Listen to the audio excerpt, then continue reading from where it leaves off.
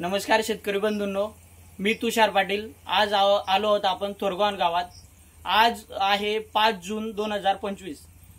हा दिवस आपण वर्ल्ड एन्व्हायरमेंट दिवस म्हणजे निसर्ग दिवस म्हणून आपण साजरा करतो।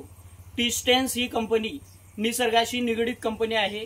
टी-स्टेन्स कंपनीला आम्ही एक लोगो दिला आहे, the friends of the earth, म्हणजे निसर्गाला वाचवण्यासाठी जीवाणू तसेच आम्ही रासायनिक खताला सबस्टिट्यूट बनवून ऑर्गॅनिक खतं मार्केटला आणलेले आहेत।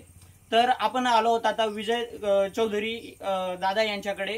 तर जाणून घेऊया ऑर्गॅनिक खतं अपूर्वम, कुबेरम, मायक्रोफूड यांचा वापर त्यांनी शेतात कसा केला, काय केला, त्यांचं मनोगत। नमस्कार दादा। नमस्कार। आपण ही बाग कधी लावलेला आहे? हा प्लॉट आहे सर 20 सप्टेंबर 2024। बरोबर।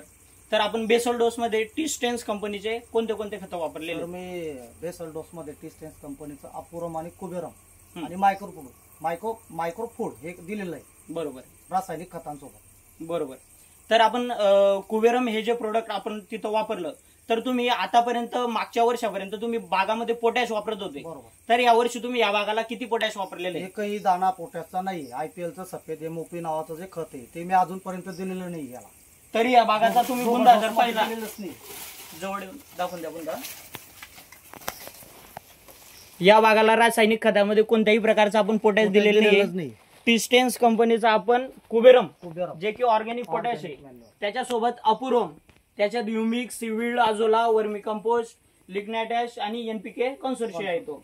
तेच खत आपण साधा दाणेदार फॉस्फेट मध्ये मिक्स करून आपण इथं दिलेले आहे। या बागेत आणि अजून कुठे कुठे वापरले तुम्ही? या बागेत आणि तिथे शेजारचा एक प्लॉट आहे आपला, तिथेही, आणि एक खाली प्लॉट आहे 5000 रोपांचा, बरोबर, तिथे आपण दिलेलं आहे। तिघही प्लॉटला मी पोटॅश दिलेलंच नाही। बरोबर। तर तुमचा खर्चामध्ये काय फरक पडला? खर्च साहेब, खर्च निम्म्यावर आलेला आहे आणि प्लॉट तुम्ही डोळ्याने बघू शकता प्लॉट कसा आहे म्हणून। बरोबर, बरोबर। प्लॉट कसा आहे तुम्ही स्वतः डोळ्याने निरीक्षण करू शकता। हा हा। तर तुम्ही पाहू शकता 14 ते 15 झाडाच्या ज्या फण्या आहेत त्या पूर्ण ओपन झालेल्या आहेत। तुम्ही वादा पाहू शकता। रासायनिक खताचा उपयोग कमी करून सुद्धा तुम्ही असा बाग बसवू शकता। याचं उत्तम उदाहरण हे तोरगाव गावातील विजय दादा यांनी प्रूव्ह करून दिलेलं आहे। त्यांचं अनुकरण हे गावातील बरेच शेतकरी करतात। अशा प्रकारचे खतं अजून बऱ्याच शेतकऱ्यांनी आपल्या गावात वापरलेले आहेत।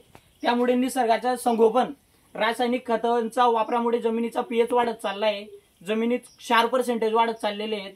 त्याला सबस्टिट्यूट म्हणून आपण ऑर्गॅनिक खतं देऊन जमिनीचा ऑर्गॅनिक कार्बन वाढवला, जमीन भुसभुशीत आहे, त्याच्यासोबतच आपल्या उत्पन्नात वाढ झाली आणि खर्चात बचत झाली।